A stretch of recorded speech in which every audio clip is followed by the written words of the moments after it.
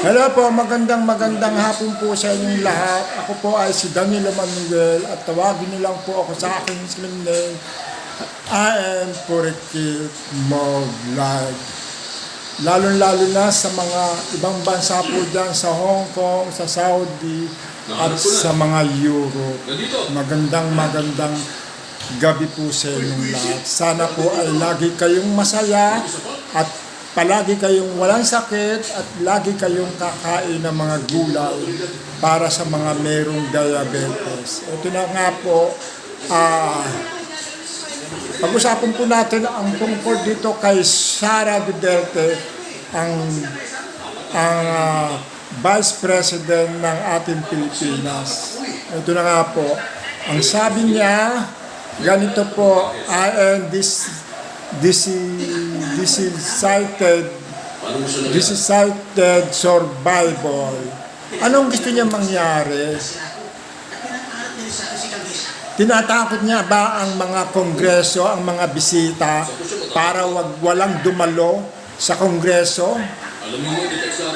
At para walang pupuntang tao at tinatakot niyang para merong sasabog dyan sa kongreso at yung presidente lang ang pupunta.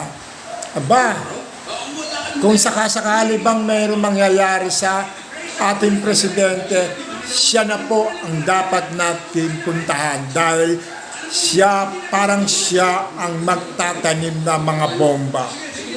Kasi sa mga sinasabi niya ay puro pananakot.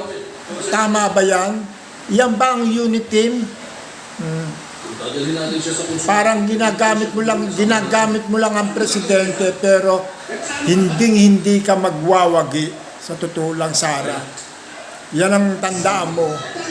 Hindi ka totoong mananalo sa susunod mong lalabang ka ng presidente, lalo na ang tatay mo at yung dalawang kapatid mo, never yang manalo sa Senado dahil pagulo lang kayo sa Pilipinas. Puro kayo mga masasamang tao, puro kayo mga mamamatay tao.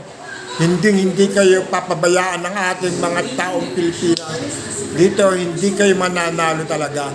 Kasi puro pangloloko lang ang ginagawa nyo sa tao. Diba?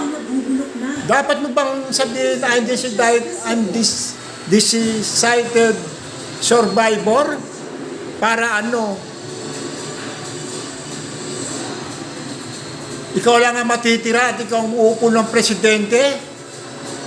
Aba, Sara,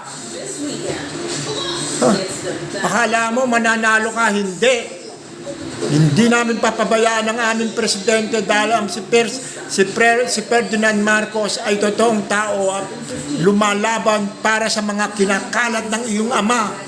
Marami siyang kinalat, mga pogo, pati ang Philippine West, sa West Philippine Sea, pinabayaan niya. Gusto niya, puro siya niya lang ang makinabang. Yan bang presidente at nagdaan ng abogado? Ba? Kayong mga Duterte, puro kayo mga pautot. Hindi dapat kayo manalo sa Senado. Tandaan niyo, hindi kayo mananalo sa Senado. Puro kayo pananakot. Tapos para nagbabanta ka pa yata na gusto mong parang ikaw ang magtatanim ng mga bomba dito sa mga tagiliran ng Commonwealth papuntang Sandigan Bayan. Diba? Isa ka lang manggagamit. Ginamit mo lang kami. Sinira mo lang ang iyong reputasyon. Hindi ka dapat manalo sa susunod na halalan. Tanda mo yan. Ipaglalaban namin dito. Lalo yung nakita ka sa Montalban, parang nakukutubang ko, hindi ka magandang influensya sa Pilipinas. Isa ka ring pagulo. Katulad ng iyong ama, may tililing. Akala mo hindi kita nakita sa oval ng San Jose ng Montalban? Kitang-kita kita, parang kitang-kita kung meron ka lang hindi magandang gagawin dito sa Pilipinas. Nababawasan po ang sakit ng ulo ko. Yan ang akala mo.